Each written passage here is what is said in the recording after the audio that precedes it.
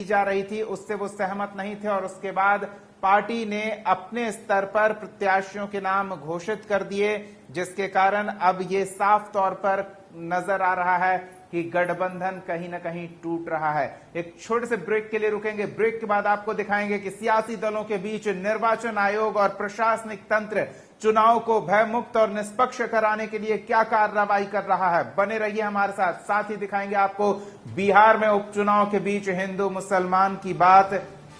इस बीच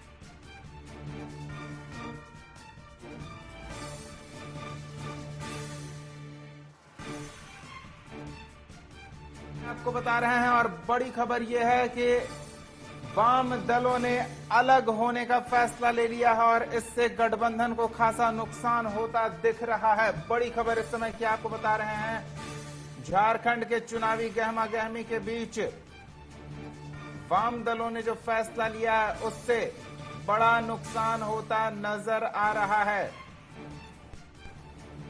भाकपा माले और अन्य वाम दल सीपीआई और सीपीआई-एमएल ने अपने पार्टी प्रत्याशियों की लिस्ट जारी कर दी है और लिस्ट की जो संख्या है उससे साफ तौर पर लग रहा है कि उन्हें जो सीटें गठबंधन के तहत दी गई थी, सीटों की संख्या से वो सहमत नहीं थे, संतुष्ट नहीं थे और ऐसे में उन्होंने अलग होने का फैसला किया। बड़ी खबर इस समय की आपको बता रहे हैं, बड़ी खबर।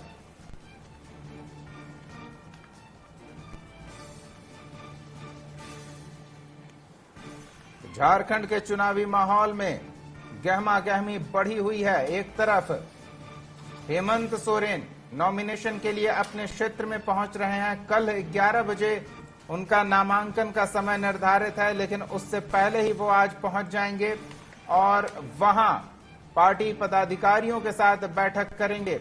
हेमंत सोरेन के आने से कार्यकर्ताओं में खासा उत्साह देखने को मिल रहा है। हेमंत सोरेन आज रात बैठक करेंगे पदाधिकारियों के साथ और इसके बाद संगठन को लेकर रणनीति बनेगी कि चुनाव में किस तरह से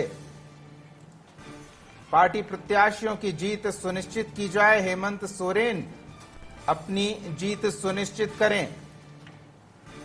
क्योंकि बीते चुनाव की अगर बात करें, झारखंड में ऐसा कई बार हो चुका है कि मुख्यमंत्री रहते हुए अपनी सीट निकाल पाना प्रत्याशी के तौर पर मुश्किल हो गया है और ऐसे कई उदाहरण झारखंड की सियासत में देखने को मिले हैं। ऐसे में हेमंत सोरेन अपनी सीट पर किसी तरह की कोई लापरवाही ना हो, यह सुनिश्चित करना चाहते हैं। कार्यकर्ता पूरे उत्साह के साथ चुनाव मैदान में डटे रहें और जीत सुनिश्चित ये कोशिश की जा रही है।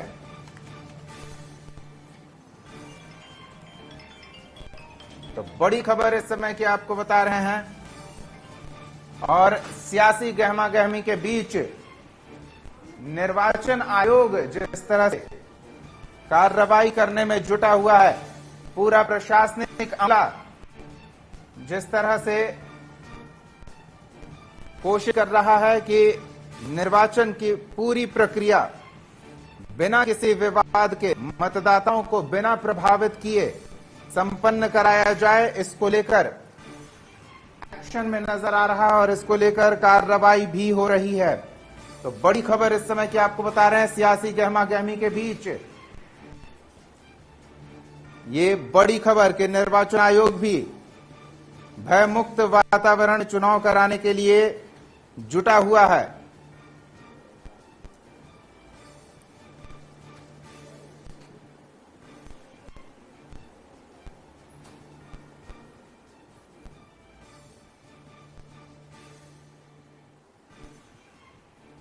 तो बड़ी खबर इस समय की आपको बता रहे हैं और जो कार्रवाई की गई है उससे जुड़ी जानकारी भी आपको हम दे दें।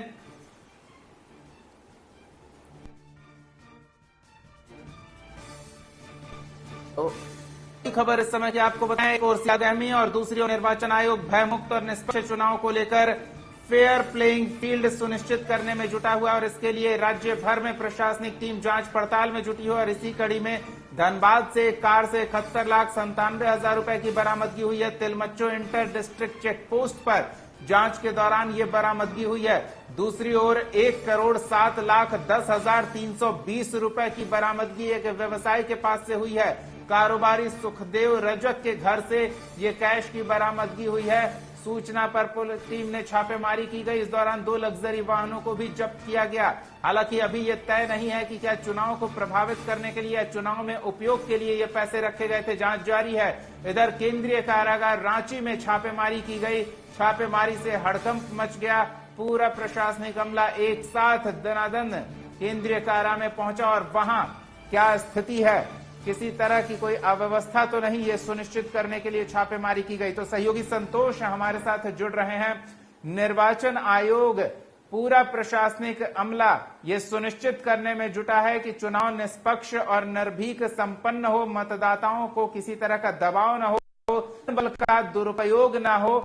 किस तरह से कार्रवाई चल रही है संतोष, पूरे राज्य में क्या कुछ अपडेट है, ये जानकारी चाहेंगे आपसे।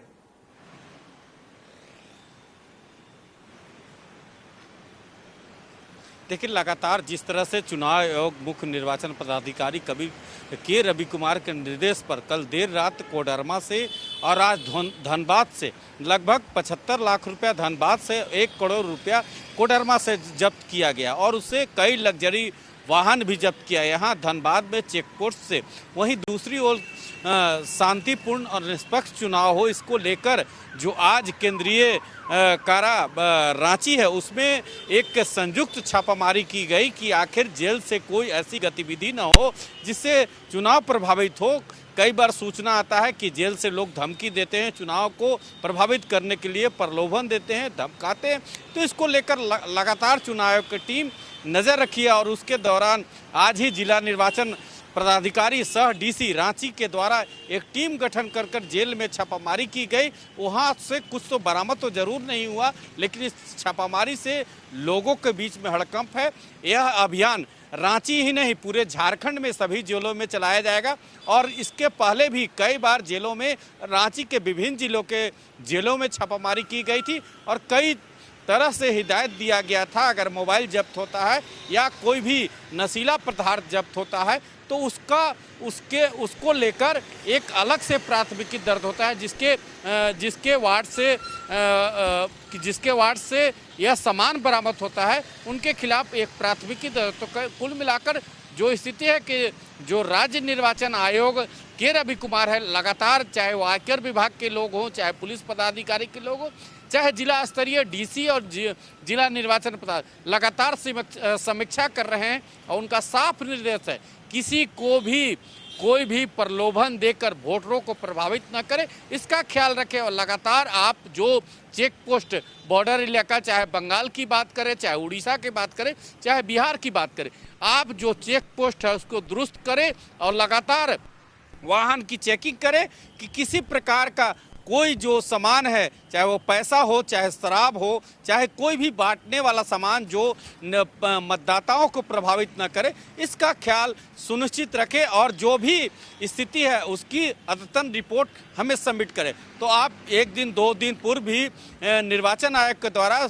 सभी डीसी के द्वारा डीसी के साथ वीडियो कॉन्फ्रेंसिंग से निर्देश दिया गया था कि यह तरह किसी प्रकार का किसी भी जिला में गड़बड़ी अगर होता है, किसी भी मतदान केंद्र पर कोई गड़बड़ी का शिकायत आता है या किसी भी मतदाता को धमकाया जाता है तो इसका जिम्मेवार आप होंगे। तो इस जो जिस तरह से मीटिंग रिव्यू किया गया और उसका नतीजा है कि आज धनबाद में, कोडरमा में आप जेलों में छापेमारी देख सकते हैं दीपक कि जिस तरह से लगातार चुनाव आयोग तो एक्टिव है, जो जिला स्तरीय टीम है, डीसी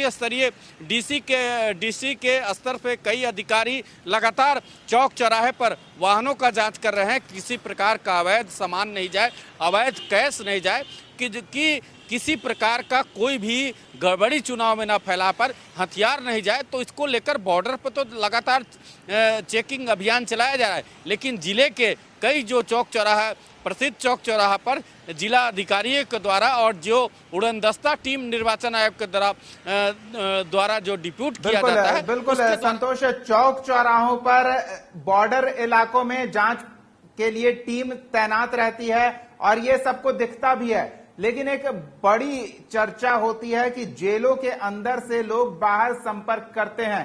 कई ऐसे गैंग हैं जिनके सरगना जेल में हैं, लेकिन वो बाहर उनका गैंग सक्रिय रहता है, गाइडलाइंस मिलते रहते हैं।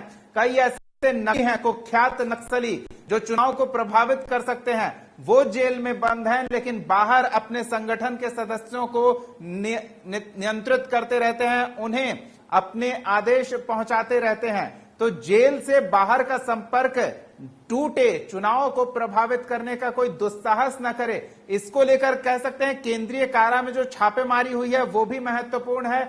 ईसी भी ये सुनिश्चित कर रहा है कि जिस तरह की चर्चा के कारण प्रशासनिक तंत्र बदनाम होता है, उन चर्चाओं को खत्म किया जाए, जेल का कनेक्शन बाहर से पूरी तरह से काटा जाए।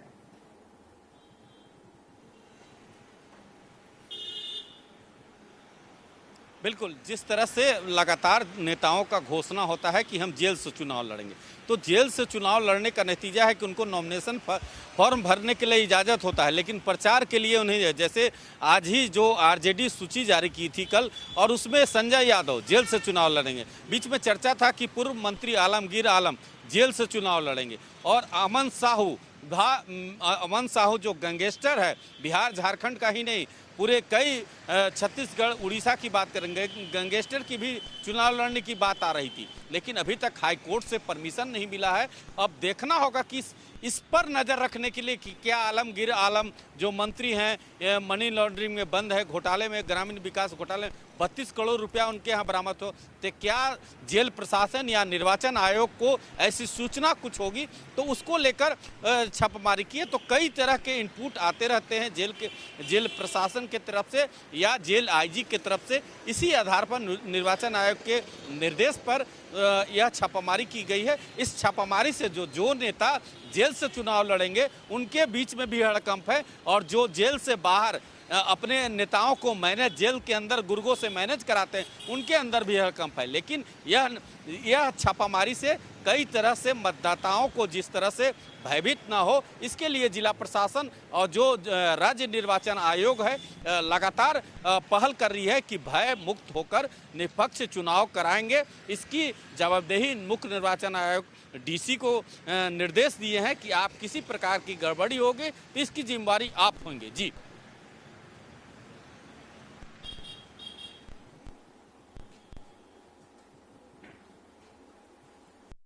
और सिर्फ प्रशासन जो जिले में है उन पर ही ईसी ने आदेश जारी किया है, उनके लिए ही ऐसा नहीं है, बल्कि अलग अलग विभागों के, चाहे वो आईबी हो, ईडी हो या फिर अन्य जो अनुसंधान की टीम होती है वो हो, वन में जो टीम है वहां गतिविधियों को, अवैध गतिविधियों को नजर रखती है, जो नजर बनाए रखती है, रोकने की कार्रवाई में जुटी रहती है। तो हर क्षेत्र पर, चाहे खनन माफियाओं पर नियंत्रण करना हो, पैसे के आवागमन पर नियंत्रण करना हो, हर तरह से नजर बनाए रखेगी टीम।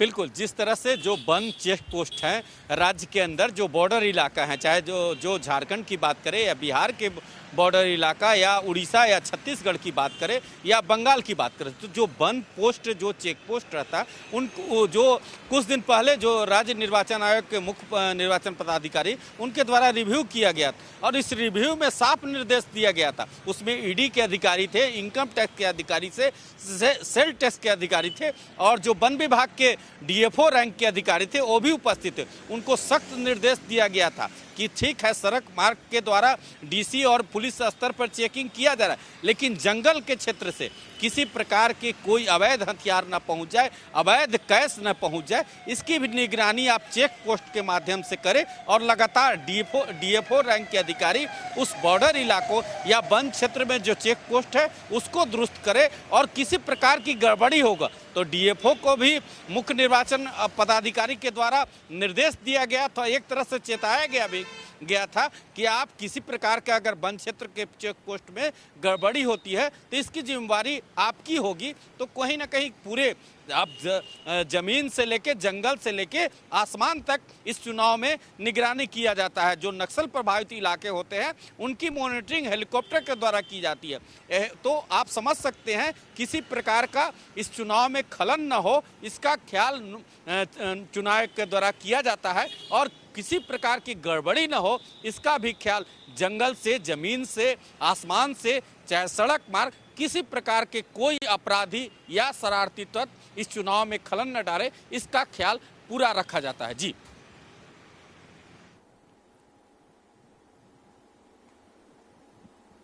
चलिए, बहुत बहुत धन्यवाद संतोष इस तमाम बातचीत और जानकारी के लिए। तो एक और जहां सियासी दल चुनाव में अपना दमखम दिखाने के लिए पूरी तरह से तैयार हैं, तो निर्वाचन आयोग भी ये सुनिश्चित करने में जुटा हुआ है कि सिर्फ दमखम दिखाया जाए, अवैध तरीके से धन बल का या बाहुबल का प्रयोग करके मतदाताओं को प्रभावित न किया जा सके, ये सुनिश्चित जा रहा है। और इसको लेकर टीम छापेमारी में लगातार जुटी हुई है। अलग अलग जगहों पर, अलग अलग चेकनाकों पर कैश की बरामदगी हो रही है। घरों में कैश स्टॉक करके रखने वालों की सूचना पर टीम वहां भी छापेमारी कर रही है और 1,07,10,320 रुपए नगद कारोबारी सुखदेव रजक के घर से बरामद किया गया है। इसके अलावा वाहनों की सघन जांच पड़ताल की जा रही है। अवैध तरीके से सामानों के लेन देन को लेकर हर तरह से प्रशासनिक अमला नजर बनाए हुए और इस बीच जेल में भी केंद्रीय कारा रांची होटवार, जिसकी ये तस्वीर आपको हम दिखा रहे हैं, वहां भी टीम ने छापेमारी की और छापेमारी से वहां हड़कंप मच गया। तो ये अलग अलग तस्वीर, नोटों की गड्डियां बरामद हुई है और लग्जरी कार बरामद किया गया है, जिसकी जांच पड़ताल की जा रही है। फिलहाल ये स्पष्ट नहीं है कि इसका उपयोग चुनाव को प्रभावित करने या चुनाव में इस्तेमाल करने के लिए किया जा रहा था, लेकिन टीम जांच पड़ताल में जुटी हुई है।